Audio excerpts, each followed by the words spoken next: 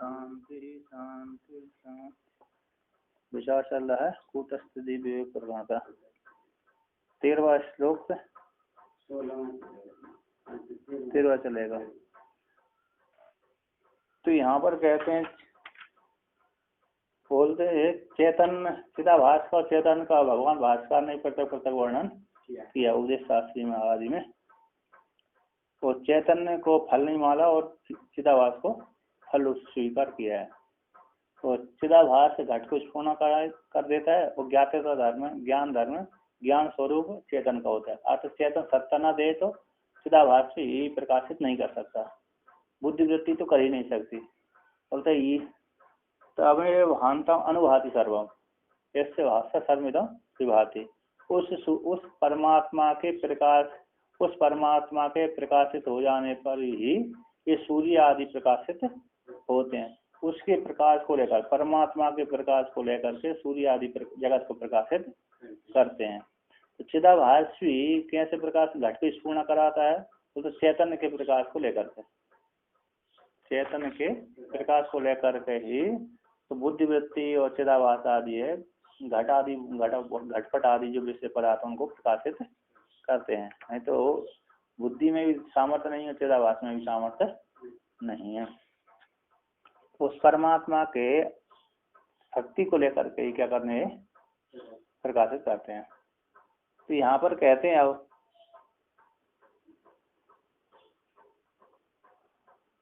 तो कहते हैं एवं च सती एवं च सत्य ही प्रकृति किम आयतम इत्याह। बोले इस प्रकार से प्रकृति में क्या प्राप्त हुआ? अर्थात चिदाभास से और चिदाभास और चैतन्य को पृथक पृथक भेद सिद्ध किया, तो इससे प्रकरण में क्या प्राप्त हुआ है कि नहीं? तो कहते हैं यहाँ पर आवहास उदित से तस्मात् ज्ञातत्वं जनयेत घटे।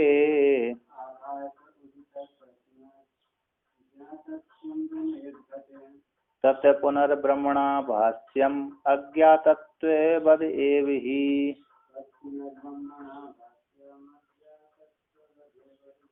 कहते हैं आवास उदित, आवास जब उदित होता है तस्मात् उसी आवास को उदित होने से ज्ञातत्वम जनित घटे, घट की उत्पत्ति में ज्ञातत्व धर्मता आ जाती है। अर्थात जब अंतःकरण की वृत्ति चली तो घट के पास में गई, तो घट के पास में जब गई तो घट की स्फूर्णता होते ही ज्ञात, तो घट में जाने पर, घट की उत्पत्ति हो जाने पर ज्ञातत्व धर्म आ जाता है। अर्थात जैसी वो अंतःकरण की वृत्ति जाएगी उसी के समकाल ही वो ज्ञान हो जाता है। एक समकाल ही अंतःकरण बिना चिदाभास की वो नहीं जाएगी वृत्ति, तो बिना वृत्ति जा रही तो बिना चिदाभास की जाएगी तो कुछ नहीं कर पाएगी। जब चिदाभास सांस जाएगी तो उसी काल में समकाल ही क्या हो जाता है, बोध हो जाता है। तो जिस काल में आवास उदित होता है आवास उदित, आवास की उत्पत्ति होती है, तस्मात् आवास की उत्पत्ति हो जाने से घट में ज्ञातत्वम जनित, ज्ञातत्व की उत्पत्ति हो जाती है, यानी ज्ञातत्व धर्म आ जाता है, ज्ञान हो जाता है, घट को जान। जब घट चिदाभास जब उदित हो जाता है, उत्पन्न हो जाता है, तब घट में ज्ञातत्व धर्म आ जाता है, घट जान लिया गया। तो तत् पुनः ब्रह्मणा भाष्यम अज्ञातत्व वद एव ही। तो है वह पुनः तो ब्रह्म के द्वारा भाष्य, और वृत्ति और चिदाभास भी ब्रह्म के द्वारा वो भाष्य, ब्रह्म के द्वारा ही वृत्ति और चिदाभास ब्रह्म के द्वारा ही भाष्य होता है। अज्ञातत्व वद, जैसे अज्ञान है ब्रह्म के द्वारा भास होता है। हम न जाना मैं नहीं जानता, ये किसके द्वारा भास हुआ? बोलते ब्रह्म के द्वारा भास है। उसी प्रकार ब्रह्म के द्वारा भास है, जैसे ब्रह्म के द्वारा अज्ञान भाषित होता है, उसी प्रकार ब्रह्म के द्वारा चिदाभास और घट और ज्ञान जो होता है चेतन के द्वारा भाषित हो जाता है। क्योंकि चेतन शक्ति न दे, प्रकाश न करे, चिदाभास को शक्ति न दे तो चिदाभास भी प्रकाशित नहीं करेगा। तो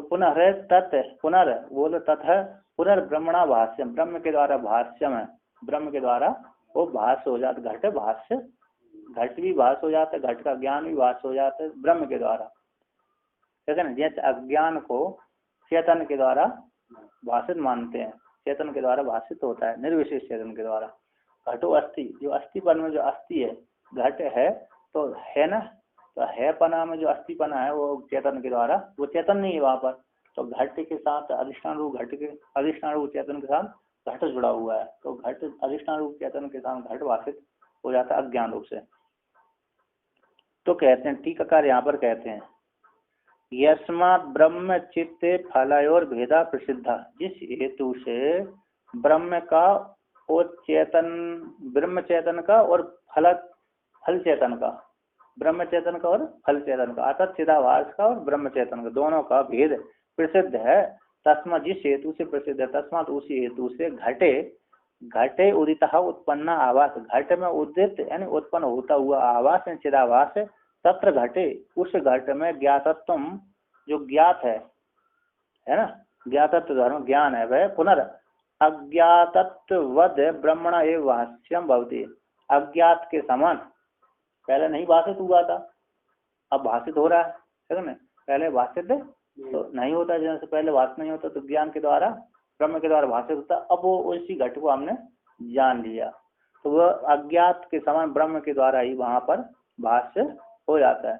जैसे ही घट में चिदाभास क्या हुआ, उदित हुआ, घट में चिदाभास हुआ, उसी काल में चैतन्य के द्वारा भाषित हो जाता है, शक्ति प्रदान कर देता है, अर्थात घटम हम जानामि, इस प्रकार चैतन्य के द्वारा भाषित हो जाता है। घट में वहां पर क्या हो गया, जैसे घट का स्फूर्ण हो वो तो हो गया चिदाभास हो गया, फल हो गया, तो घटम हम जानामि ये निर्विशेष चेतन के द्वारा क्या हो जाएगा, प्रकाशित हो गया, क्योंकि शक्ति उसकी है, निर्विशेष ज्ञान की शक्ति क्या उसकी है, चित स्वरूपों ने चेतन में। तो यहाँ पर कहते हैं यस्मा, जिस हेतु से ब्रह्म और चेत, ब्रह्म चेत और फल और भेदा प्रसिद्ध है, जिस हेतु से ब्रह्म चेतन का और फल चेतन का भेद है, तस्मात् उसी हेतु से घटे उत्पन्न, घटे उदिता उत्पन्न, घट में जो उदित है उत्पन्न होता हुआ जो आवास है वह चिदाभास है, तत्व उस घट में ही ज्ञातत्व, जो ज्ञातत्व धर्म ज्ञान है वह ज्ञान ही पुनर् अज्ञात के समान ब्रह्मणा एवं आभाष्यम, ब्रह्म के द्वारा ही आभाष्यम, ब्रह्म के द्वारा ही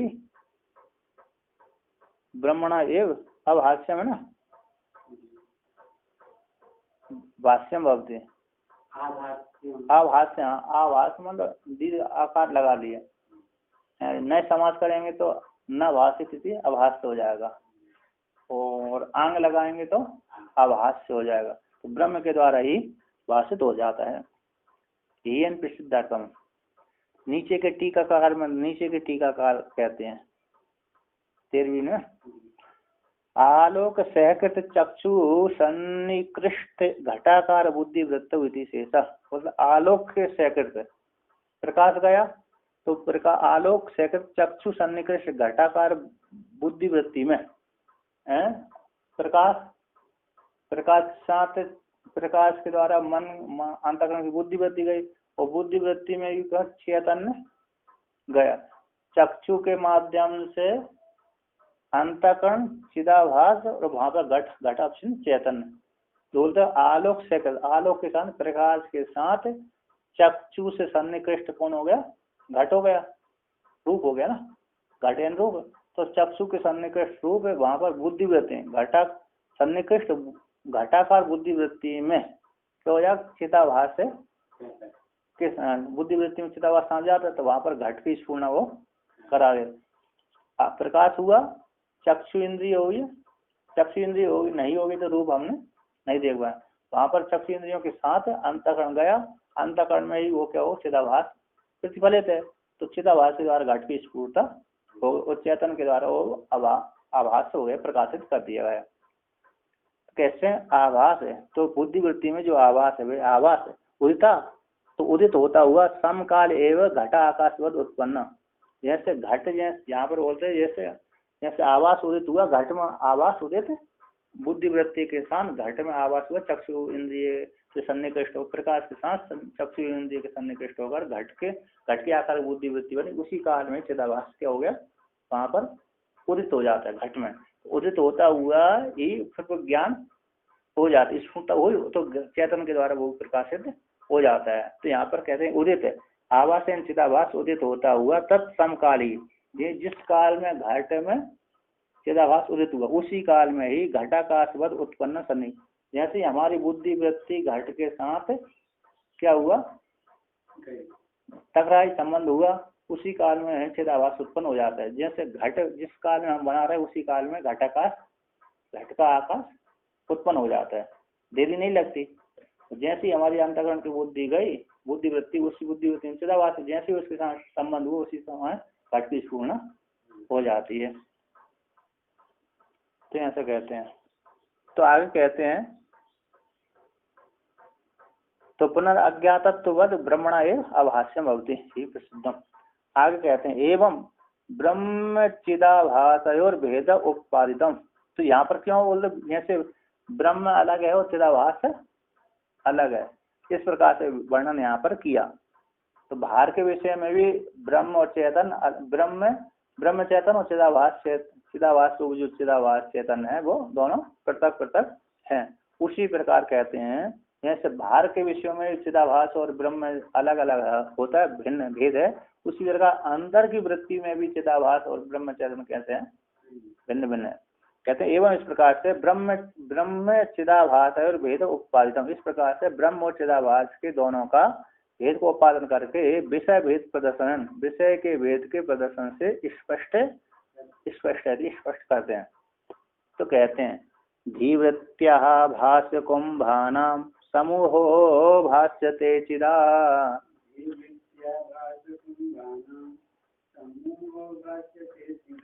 कुंभ मात्र फलत्वात् स एक आभासतः स्फुरेत।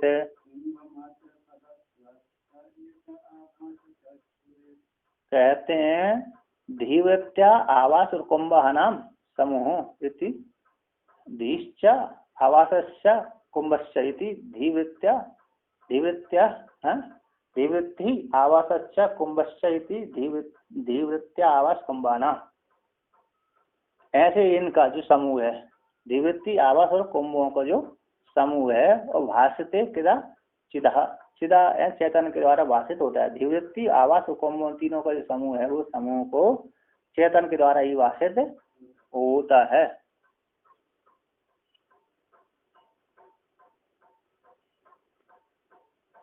ऐसे एक लिखा है कि एक ही ज्ञान है ना, विषय सादृश्य होने से प्रमेय होता है और विषय वाचक होने से प्रमाण होता है। जो एक ही ज्ञान कैसा होता है, विषय के सदृश हो जाने से प्रमेय बन जाता है, प्रमाण का विषय बन जाता है, और विषय का वाचक हो जाने से प्रमाण बन जाता है। जो ज्ञान है वही कैसा है, निर्विशेष ज्ञान वही स्वयं प्रकाश कहलाता है। कहते हैं धीवृत्ति आवास कुंभों का जो समूह है वो चेतन के द्वारा भाषित होता है।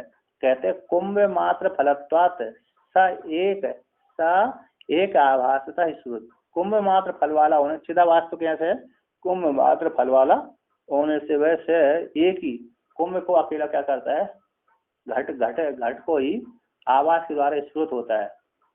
और फल रूप से जो कहते हैं कुंभ मात्र फल वाला होने से चिदाभास फल कुंभ फल मात्र वाला होने से वे घट एक को ही आवास रूप से स्फुरित करता है, और प्रकाशन कौन करता है, निर्विशेष चेतन कर देता है। तो टीकाकार कहते हैं यहाँ पर, कहते चिदा ब्रह्म चैतन्य, चिदा यानी ब्रह्म चैतन के द्वारा प्रकाशित होते हैं। कौन कौन होते हैं, बोलते धीवृत्ति आभास और कुंभ, इन तीनों का समूह प्रकाशित होता है। चिदाभासस्य कुंभ मात्र निष्ठ फल रूपत्वात् तेन आवासन स एव घट एव स्फुरित भासेता इत्यर्थ। बोलते चिदाभास का तो कुंभ मात्र निष्ठ फल रूपत्व वाला होने से चिदाभास से तो यहाँ पर घट का स्फुरता मात्र करा देता है, कुंभ मात्र फल वाला होने से अर्थात घट को चिदाभास क्या कर देता है, स्फुरण करा देता है, घट है प्रकाशित कर देता है, और चेतन के द्वारा प्रकाशित होता है।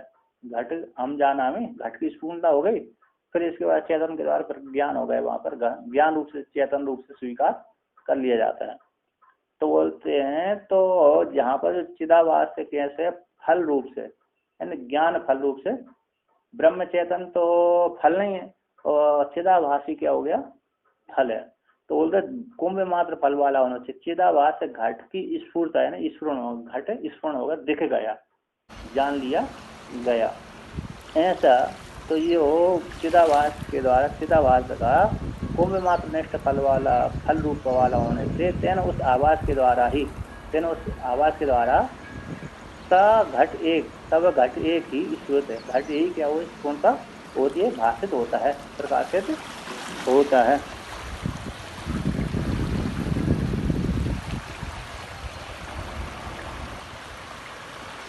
यहाँ पर नीचे के टीका में दिया था,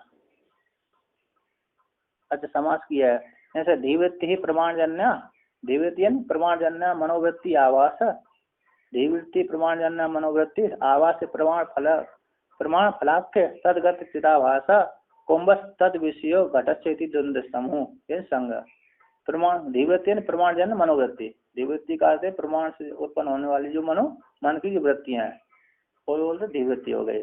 वो आवास यानी प्रमाण फलाख्य, आवास का प्रमाण फल वाला, प्रमाण फलाख्य तदगत है, वो प्रमाण फल में से प्राप्त होने वाला चिदाभास है। दूसरा कुंभस है तद विषय, उसको विषय करने वाला है, जो इन चिदाभास का जो विषय बनता है। कुंभस तद, तद विषय घटस्यति इसी द्वंद्व समूह संग।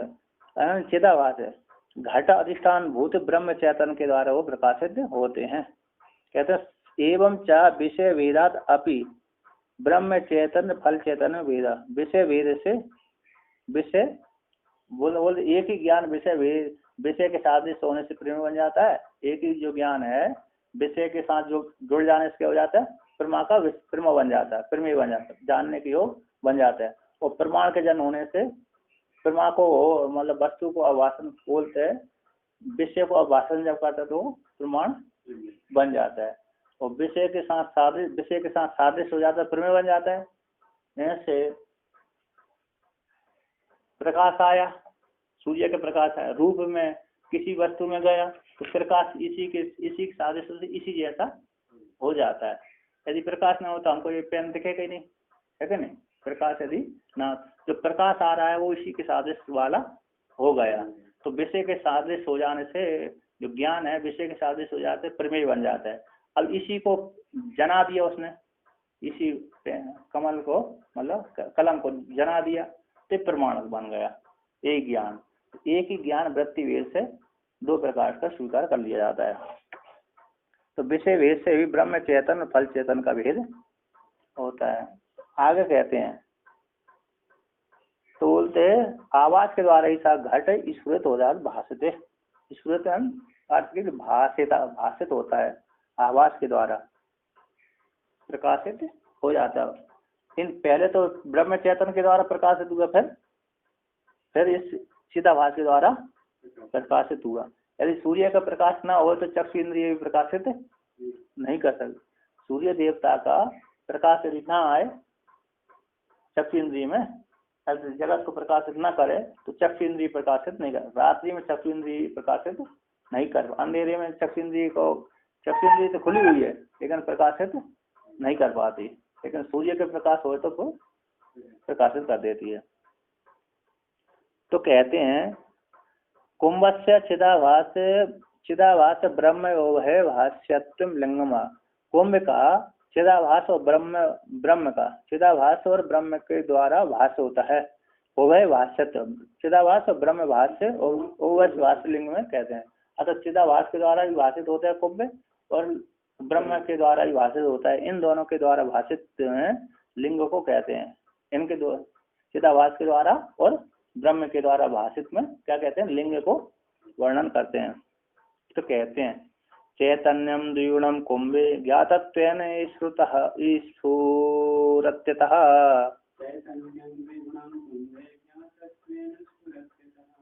अन्येनु विवशायाख्यम आहुरेतद् यतोदितम्।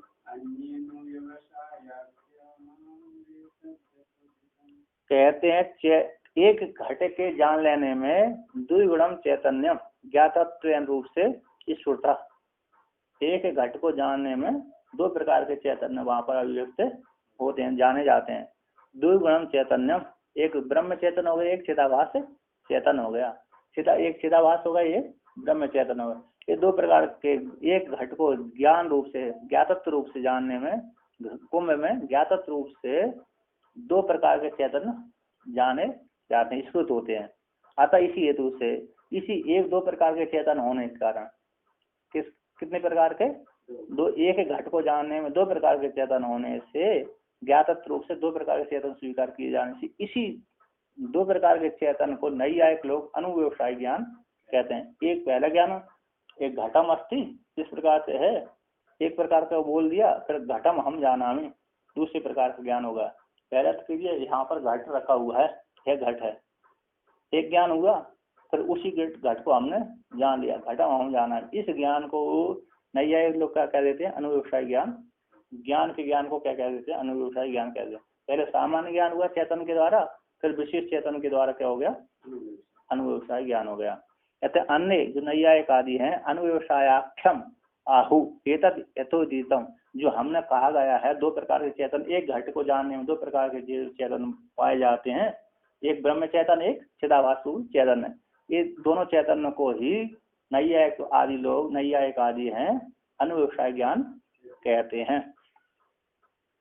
तो कहते हैं अतो हो घटस्य ब्रह्म चिदाभास उभय भाष्यत्वम, घट का ब्रह्म और चिदाभास दोनों के द्वारा उभय भाष्यत्व होने से कुंभ में ज्ञातत्व रूप से द्विगुणम चैतन्यम भाति, ज्ञातत्व धर्म के द्वारा ज्ञान रूप, ज्ञातत्व है ज्ञान रूप धर्म के द्वारा ज्ञान रूप से ज्ञातत्वम इति ज्ञानम, बोध इति बोधम, बोधेद इति बोधम, ऐसा बोला था।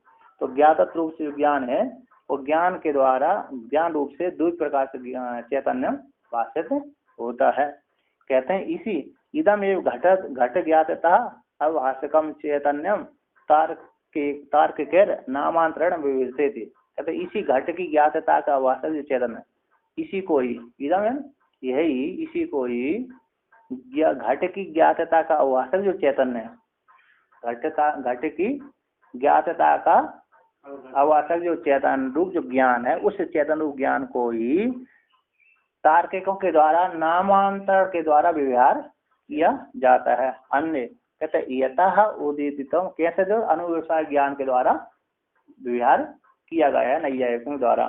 कहते हैं यतः उदितम यतः उक्तम एतद एव ब्रह्म चैतन्यम अन्य तार्किक अनुव्यवसायाख्यम ज्ञानांतरम प्राहुरिति योजना, जो हमारे द्वारा कहा गया यथा उक्तम एतद ब्रह्म चैतन्य को ही अन्य जो तार्किक लोग हैं अनुव्यवसाय नामक जो ज्ञानांतर रूप से प्रयोग करते हैं।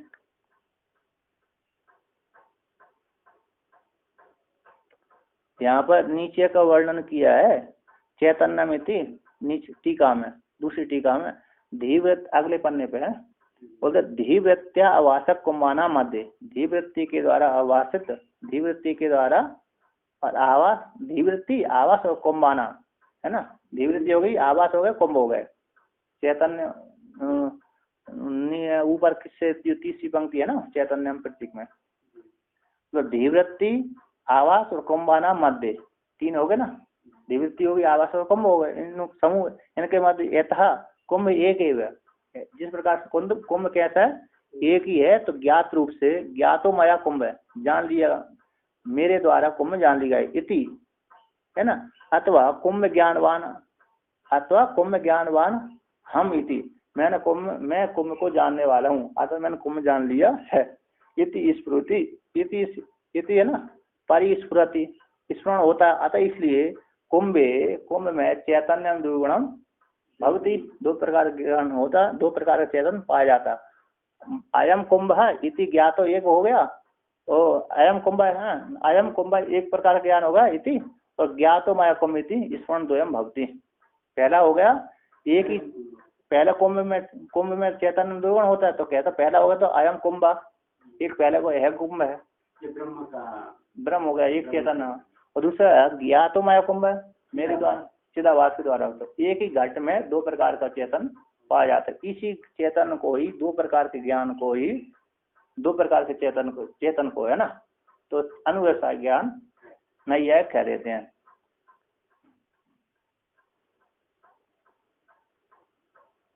इस प्रकार से यहाँ पर होनी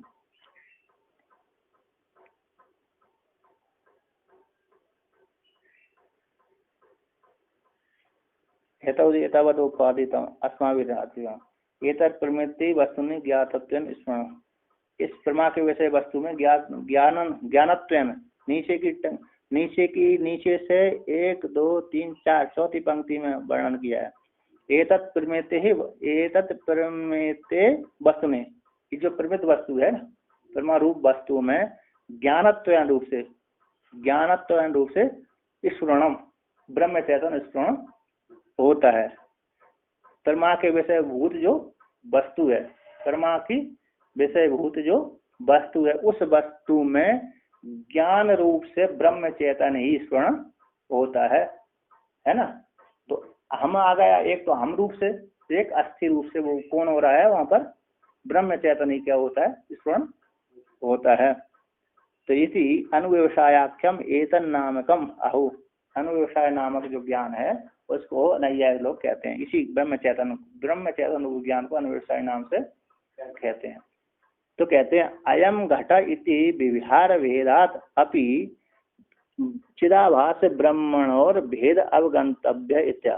बोलता है यह घट है इति विहार भेद से, विहार को स्वीकार करके, विहार का भेद का, यह जो घट है ये घट है, पट है, आदि है, ऐसा विहार भेद रूप से चिदाभास और ब्रह्म का भेद रूप से जान लेना चाहिए। अर्थात विहार का भेद रूप से चिदाभास और ब्रह्म में दोनों में भेद है। इस प्रकार से विहार के योग होने से तो दोनों में भेद स्पष्ट रूप से भाषित होता है। चिदाभास अलग है और ब्रह्म अलग है। तो कहते हैं घटो यमित्यासा भुक्ति रावस्य प्रसादिता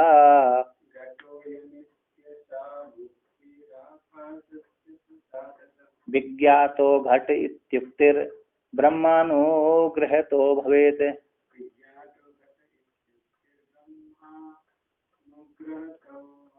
कहते हैं अयम घट है, जो घट है, इस प्रकार का जो विहार होता है, असव युक्ति है, युक्ति आवास के प्रसाद से होता है। जो घट है आवास के प्रसाद से विहार के योग होता है, आवास की सहायता से, आवास के सहायता से हुआ है। जो घट है अयम घट है, यह घट है, इस प्रकार की असव युक्ति है, आवास के प्रसाद से, आवास की चिदाभास की सहायता से विहार होता है। जो घट है अयम घट है, इस प्रकार का जो विहार होता है चिदाभास की सहायता से विहार होता है।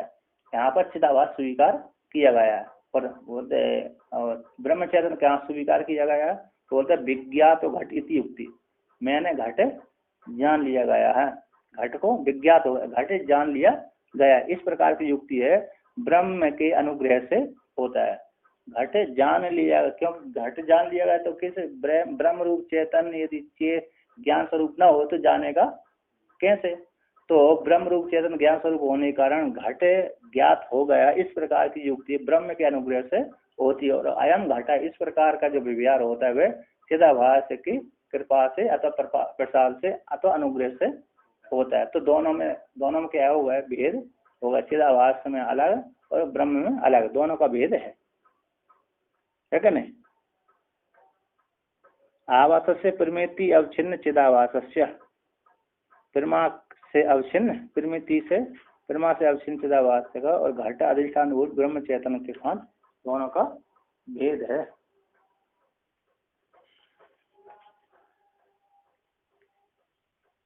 विज्ञात घट है, इस प्रकार जो वर्णन है, विहार है, ब्रह्म के अनुग्रह से होता है। अयम घट है, जो घट है, इस प्रकार की उक्ति का विहार आवास के चिदाभास के प्रसाद से, अनुग्रह से हुआ है, होता है। अब आगे कहते हैं, अब यहाँ पर कहते हैं अलग अलग विवेचन करते हैं, जैसे देह के भीतर से, देह के शरीर के बाहर तो चिदाभास का और ब्रह्म चैतन्य अलग अलग कर दिया। अब अंदर को लेकर करते हैं, यहाँ पर कहते हैं देहाद बहिश्चिदाभास ब्रह्मणि विविचेते, देह से बाहर, देह से बाहर, शरीर से बाहर चिदाभास और ब्रह्म का विवेचन कर दिया गया, पृथक पृथक वर्णन कर दिया। ऐसा जिस प्रकार था उसी प्रकार से देहांत चिदाभास कूटस्थ विवेचनीय इत्या, उसी प्रकार से देह के भीतर चिदाभास और कूटस्थ दोनों का ही विवेचन करना चाहिए। तो कहते हैं आभास ब्रह्मणि देहाद बहिर्यदवत विवेचिते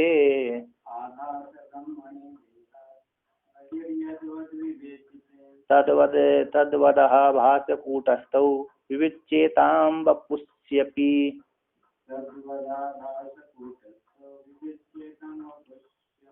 कहते हैं देह से बाहर आवास और चिदाभास, आवास और ब्रह्म का भैर है, जिस प्रकार से विवेचन किया गया उसी प्रकार से ही आवास और कूटस्थ को शरीर के भीतर में विवेचन कर लेना चाहिए, करना चाहिए। जिस प्रकार शरीर के बाहर कूटस्थ और चिदाभास का विवेचन किया गया उसी प्रकार देह के भीतर भी कूटस्थ चिदाभास का विवेचन कर लेना, पृथक पृथक बतलाना चाहिए। तो कहते हैं ननु देहाद बहिश्चिदाभास चिदाभास व्याप्य घटाकार वृत्ति वद अंतर विषय गोचर वृत्ति अभावात कथम तद व्यापक चिदाभास अभ्युपगम्यत इति आशंका। पूर्ववर्ती कहता है, पूछता है, प्रश्नकर्ता कि देह से भय चिदाभास व्याप घटाकार वृत्ति के समान अंतर विषय, अंतर को विषय करने वाली, अंदर विषय वाली जो वृत्ति है उस वृत्ति का अभाव होता है। जैसे बाहर को वृत्ति बन जाती है, बाहर को विषय करने वाली चिदाभास से बुद्धि वृत्ति बन जाती है, तो वहां पर बुद्धि वृत्ति के माध्यम विषय को देख करके बुद्धि वृत्ति बन जाती है, फिर वहां पर बुद्धि वृत्ति के साथ चिदाभास चला जाता है। वहां पर चिदाभास के द्वारा घटादि वस्तु को स्फुरण हो जाए, चेतन के द्वारा प्रकाशित हो जाता है। तो वहां पर तो पृथक पृथक ठीक है, किंतु अंदर तो कोई विषय नहीं, देह के भीतर तो कोई विषय है नहीं, तो वहां पर है बुद्धि वृत्ति कैसे बनेगी। बोलते देह से वह चिदाभास से व्याप्त, चिदाभास के द्वारा व्याप्त होने वाला घटाकार वृत्ति के समान अंदर विषयक जो वृत्ति है उस वृत्ति का अभाव होने से कथम तद व्याप बुद्धि के वृत्ति के द्वारा व्याप्त है, वृत्ति के द्वारा व्यापक चिदाभास को कैसे स्वीकार करेंगे, है ना। वृत्ति को व्याप्त करने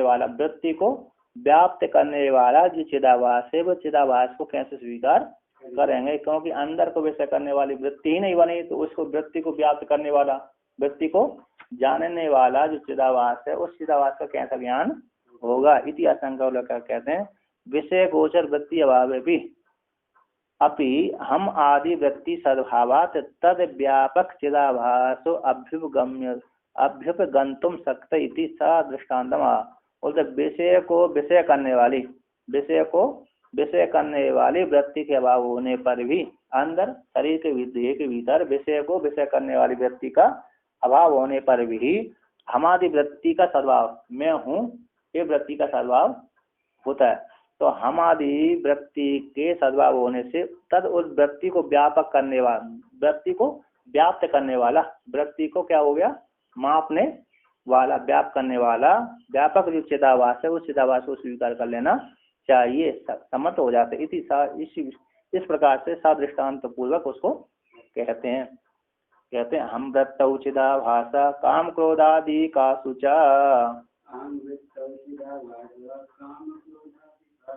संव्याप्य वर्तते तप्ते लोहे बन्निर्यतः ततः। कहते हैं हम वृत्ति में चिदाभास होता है, मैं हूँ, इसमें मैं जो वृत्ति बनी मैं हूँ, तो मैं हूँ में जो चिदाभास वहाँ वृत्ति के ऊपर प्रतिफलित होता है। वो कहते हैं काम क्रोध आदियों में भी चिदाभास रहता है। किसी को भीतर है भीतर, किसी को देख करके भीतर क्या बन गया, काम बन गया, क्रोध भी आ गया। कोई शत्रु था उसका, चिढ़ हो गई थी पहले किसी व्यक्ति से, तो उसको देखा, उसको रूप को देख लिया, तो नहीं देखा, उसकी एक वृत्ति उठ गई अंतर भीतर, मनोराज्य करते करते क्रोध भी आ गया, काम भी आ गया। तो काम क्रोध आदि में वहां पर अंदर ही वृत्ति में चिदाभास स्वीकार कर लिया जाता है, उस वृत्ति में क्या हो जाता है चिदाभास रहता है। तो कहते हैं चिदाभास हम वृत्ति में काम क्रोध आदि वृत्तियों में संव्याप्यम वर्तते, व्याप्त करके, उस वृत्तियों को व्याप्त करके चिदाभास से रहता है। जैसे उदाहरण देते हैं, यतः यतः बन्नी लोहे तप्ते, बोले तप्त लोहे में जैसे बन्नी रहती है, लोहे है तो लोहे को व्याप्त करके बन्नी जिस प्रकार से लोहे में रहती है, उसी प्रकार बुद्धि को व्याप्त करके चिदाभास से रहता है। अतः गर्म कर दिया लोहा को तो बन्नी ने उसको सारे सारे लोहे को क्या कर लिया, व्याप्त कर लिया। जहाँ भी छुएंगे लोहे को वहीं जला देगी। जिस स्थान को हमने छुआ लोहा का, उसी स्थान से क्या क्या हो जाएगा, हम जल जाएंगे। तो कहते हैं हम आदि वृत्ति नाम एवं चिदाभास भाष्यत्वम दृष्टांत प्रपंचन स्पष्ट है। हमादि वृत्तियों का ही चिदाभास, हमादि वृत्तियों को ही चिदाभास के द्वारा भाष्य है, इस दृष्टांत प्रपंच के द्वारा स्पष्ट करके कहते हैं। स्वमात्र भाष्ये तप्तम लोहम नान्यत कदाचन,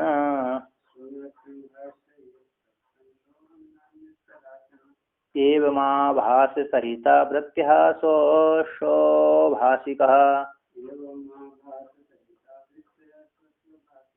कहते हैं स्वमात्रम भाषित तप्तम लोहम नान, जैसे तप्त लोह है अपने आप को प्रकाशित करता है, दूसरे को प्रकाशित गर्म कर दिया, एकदम बहुत लाल सुरख कर देंगे तो पास वाले को प्रकाशित कर देगा।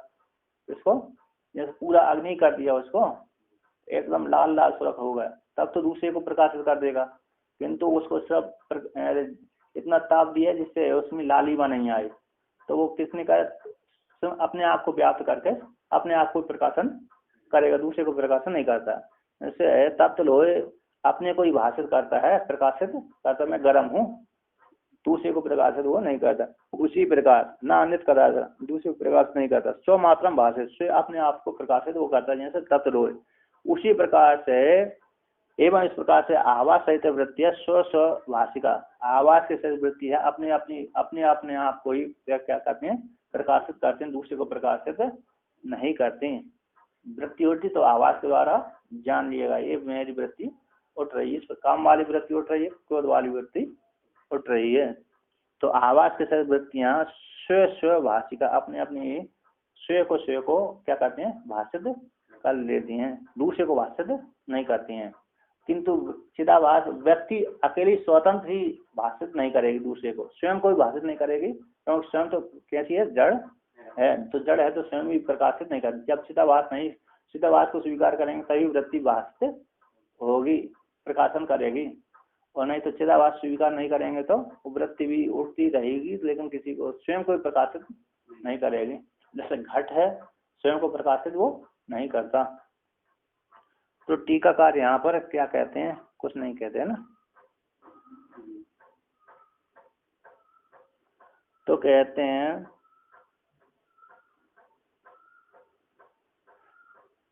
हाँ, तो कहते हैं एवं चिदाभास से व्युत्पाद्य एवं चिदाभासम व्युत्पाद्य कूटस्थ स्वरूपम व्युत्पादयितुम तद उपयोगिनम वृत्ति अभाव अवसरम दर्शयति। इस प्रकार से चिदाभास को व्युत्पादन करके कूटस्थ स्वरूप को व्युत्पादन करने के लिए तब उसके उपयोगी वृत्ति के अभाव अवसर को दिखलाते हैं। कहते हैं कर्माद विच्छिद्य विच्छिद्य जायन्ते वृत्तयोखिलः,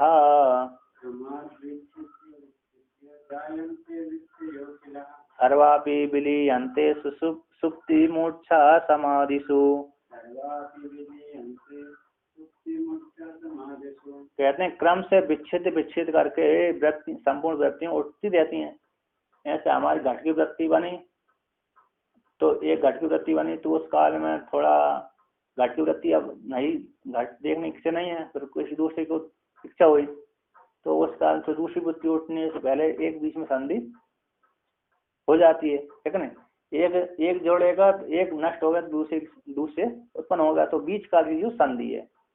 तो क्या क्रम से विच्छिद करके जो संपूर्ण वृत्तियां उत्पन्न होती है, अथवा स्वप्न जागृत अवस्था हमने देखी तो स्वप्न में जाने जागृत होकर थक जाते व्यक्ति, तो फिर क्या जाता है स्वप्न अवस्था में जाता है। तो स्वप्न और जागृत अवस्था के बीच की जो संधि है, तो वहां पर भी क्या रहता है, वृत्ति का अभाव हो जाता है।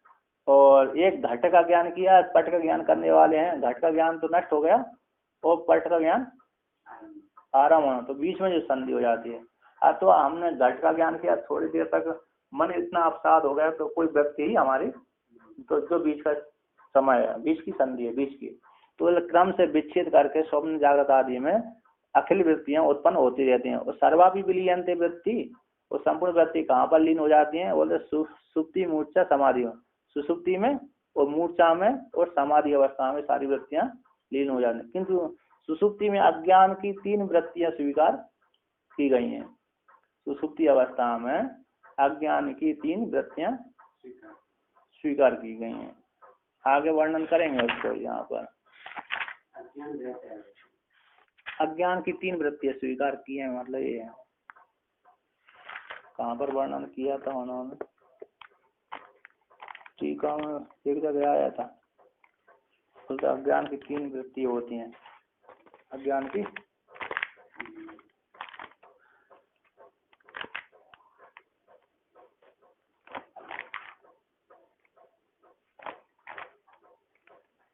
बोलते अच्छा, मैं कहाँ चिन्ह लगाया था? चिन्ह लगाया था एक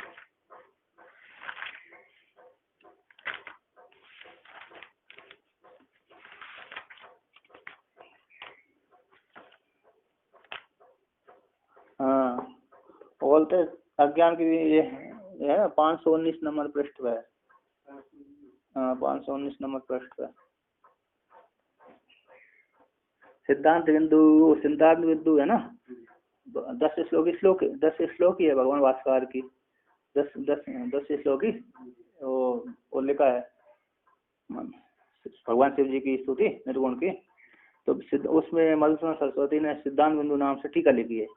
उस टीका के ऊपर वे ब्रह्मानंद सरस्वती ने क्या लिखा? टीका लिखी है। तो उसमें वर्णन किया है, बोले साक्षी स्वरूप एक अज्ञान की वृत्ति है और सुख स्वरूप दूसरी अज्ञान की वृत्ति है और अज्ञान स्वरूपाकार ये तीसरी वृत्ति है अज्ञान की। तो ऐसी निर्विकल्प तिस्रो अविद्या वृत्तिया सुषुप्तौ जायन्ते, ऐसी वहां पर भी पंक्ति कही है कि नहीं? साक्षी स्वरूप सुख स्वरूप अज्ञान स्वरूपाकार निर्विकल्पा 519 नीचे की टीका में 1 2 3 4 5 छठी पंक्ति नीचे छठी। साक्षी स्वरूप हो गई और सुख स्वरूप हो दूसरा हो गई और अज्ञान स्वरूप तीसरी हो गई। तो अज्ञान स्वरूपाकार निर्विकल्प तिस्र अविद्या वृत्तिया सुषुप्तौ जायन्ते, है कि नहीं? ये सुषुप्ति में 3 निर्विकल्प अविद्या की वृत्ति उत्पन्न होती हैं। सुख स्वरूप साक्षी स्वरूप वृत्ति और सुख स्वरूप वृत्ति और अज्ञान स्वरूप वृत्ति, ये अज्ञान की 3 वृत्तियां कहाँ पर? सुषुप्ति अवस्था में स्वीकार की जाती हैं। तो यहाँ पर कहते हैं तो सुषुप्ति मूर्छा आदि में सारी वृत्तियां कैसी हो जाती हैं? लीन हो जाती है। अविद्या की वृत्ति रहती है और अन्य जो वृत्ति कैसी हो जाती है? अविद्या की वृत्ति तो रहती है और अन्य जो वृत्ति लीन हो जाती हैं।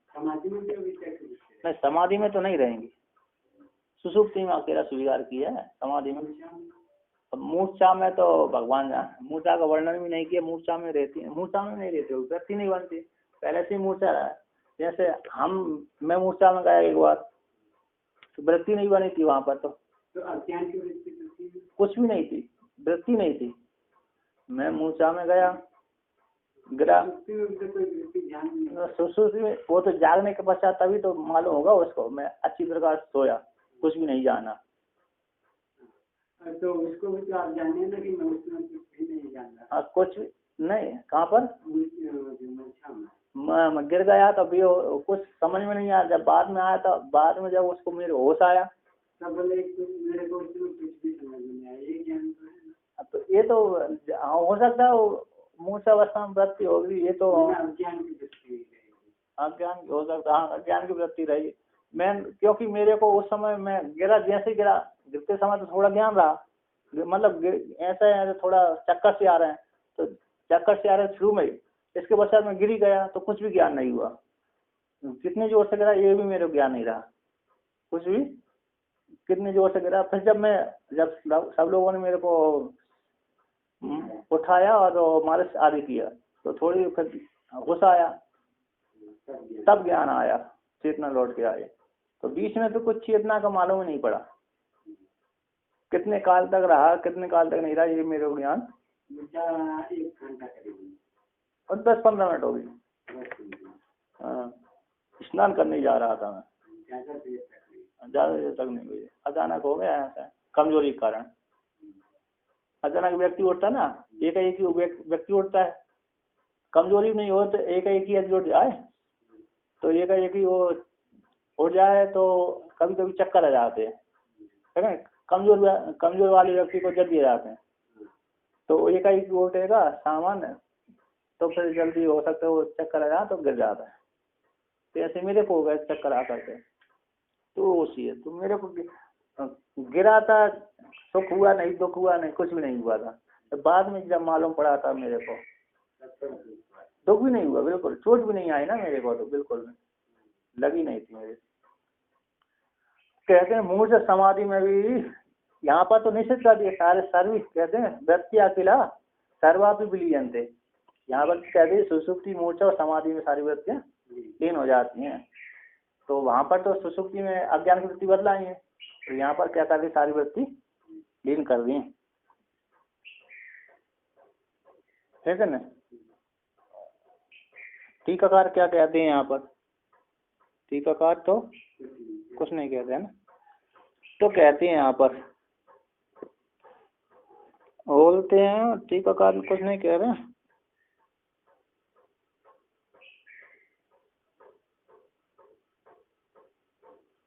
तावद घन सत्वात्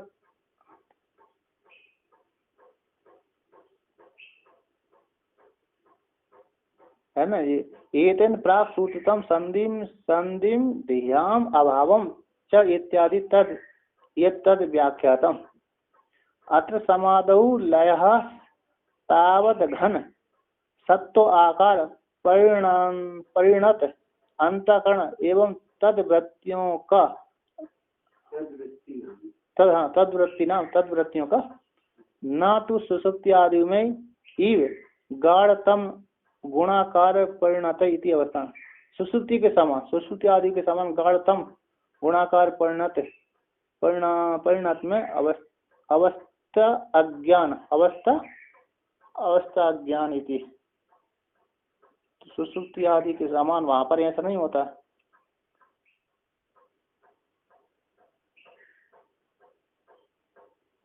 अब बोलते अत्र समाधि में लय, समाधि में लय होता है ना, तावत घन सत्व आकार से परिणत अंतःकरण ही उस अंतःकरण ही तद्बुद्धियों का, अंतःकरण उसकी वृत्तियों का, अंतःकरण उसकी वृत्तियों का क्या से हो जाता है, शुद्ध सात्व अंतःकरण वाला, सात्विक अंतःकरण वाला।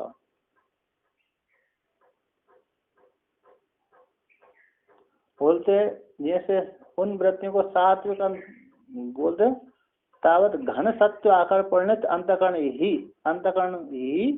और उसकी वृत्तियों का सात्विक परिणाम से प्राप्ति होती है। वहां पर लय होता ब्रह्माकार वृत्ति, तो बोलते समाधि निर्विकल्प समाधि में तो बोलते वृत्ति मत बनाइए, हैं संप्रचार समाधि में तो वृत्ति होती है, और निर्विकल्प समाधि में तो कहते हैं अरे निर्विकल्प समाधि जब असंप्रचार समाधि लगाएंगे तो बोला मना शून्यम प्रभा शून्यम वृत्ति शून्यम चिदात्मकम अतत व्यावृत्ति शून्यतम एक समाधि योगिनाम प्रिय।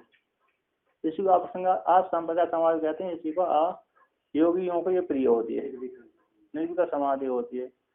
मना शून्यम प्रभा शून्यम बुद्धि शून्यम चिदात्मकम अतत व्यावृत्ति शून्यम अतत व्यावृत्ति शून्यतम एतद योगिनाम प्रिय।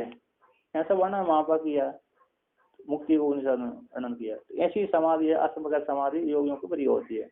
तो वो तो मन को भी नहीं मानते, प्रवाह को भी नहीं मानते और वृत्ति को भी। तो वहां पर आप संप्रदाय समाधि में तो वृत्ति भी नहीं बनते, वो तो ध्येय गोचर वृत्ति बनती है। कभी कभी कहते हैं कहीं कहीं पर समाधि में बोलता ध्येय मात्र गोचर, त्रिपुटी को छोड़ करके तो जो ध्येय है हमारा स्वरूप मात्र है उसी वही चिंतन करता रहे व्यक्ति।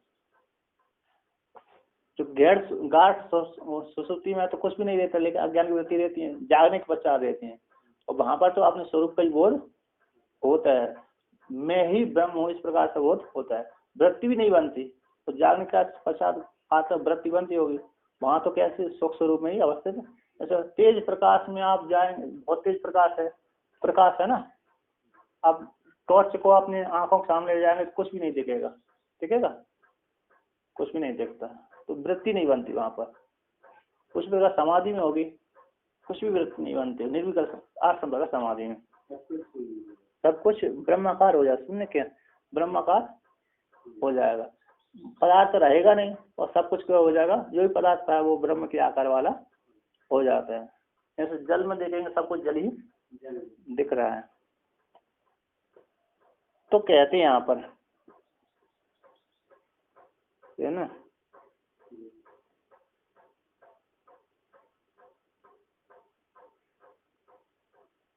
बोलते, हाँ बोलते यहाँ पर, अरे समाधि में है ना, समाधि में, और समाधि में जो लय है, समाधि में जो अत्र समाधि में जो लय होता है, तावत घन सत्व आकाश से परिणत अंतःकरण ही और उनकी वृत्तियों का सुषुप्ति आदि के समान गाढ़तम गुणाकार से परिणत रूप अवस्थान अज्ञान में नहीं होता, ऐसे नहीं, गाढ़तम अज्ञान रूप से अवस्थान नहीं होता।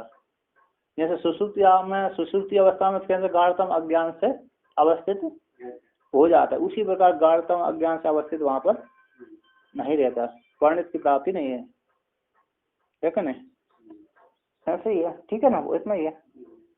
ओम पूर्णमदः पूर्णमिदं पूर्णात्